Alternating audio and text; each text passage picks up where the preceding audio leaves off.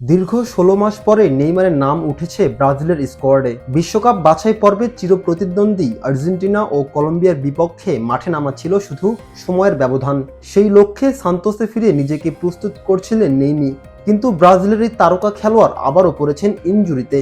তাই তো বিশ্বকাপ বাছাই পর্বে এই ফরোয়ার্ডকে দেখা যাবে না ব্রাজিলের জার্সি গায়ে। কলম্বিয়া ও আর্জেন্টিনার ম্যাচের আগে নেইমারের এমন ইনজুরি হতাশ করেছে কোটি ফুটবল সমর্থককে। তবে নেইমারের বিপরীতে দলে ডাক পেয়েছে রিয়াল মাদ্রিদের ফরোয়ার্ড এনরিক। কিন্তু এনরিক কি নেইমারের অভাব পূরণ করতে পারবে, যে পারফরম্যান্স সেলেসাওদের জন্য অনেক গুরুত্বপূর্ণ?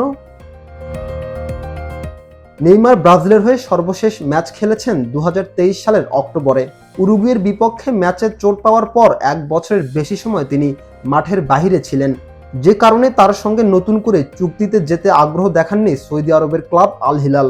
অতিরিক্ত চোটপ্রবণ হওয়ায় নেইমারকে নিয়ে আগ্রহ কমেছে ইউরোপিয়ান ক্লাবগুলোরও, যে কারণে একরকম বাধ্য হয়ে শৈশবের ক্লাব সান্তোসে ফিরতে হয়েছে তাকে। তবে সেই যাত্রাটাও সুখকর হলো কই। ক্লাবটির হয়ে ৭ ম্যাচ খেলে চোটে পড়েছেন তিনি। দক্ষিণ আমেরিকান বিশ্বকাপ বাছাই ১২ রাউন্ড শেষে পয়েন্ট তালিকায় ৫-এ রয়েছে ব্রাজিল। বৃহস্পতিবার ব্রাসিলিয়ার গারিনজা স্টেডিয়ামে দলটি খেলবে কলম্বিয়ার বিপক্ষে। এরপর ২৬ মার্চ বুয়েন্স এইরেসে গিয়ে আর্জেন্টিনার বিপক্ষে ম্যাচ খেলবে নেইমারবিহীন ব্রাজিল। দলের এত গুরুত্বপূর্ণ সময়ে দলের সবচেয়ে বড় তারকা পড়েছেন চোটে। রাফিনিয়া, ভিনি, রদ্রিগোরা ক্লাবের হয়ে দুর্দান্ত সময় পার করলেও জাতীয় দলের জার্সি গায়ে দেখাতে পারেন না মনে রাখার মতো কিছু।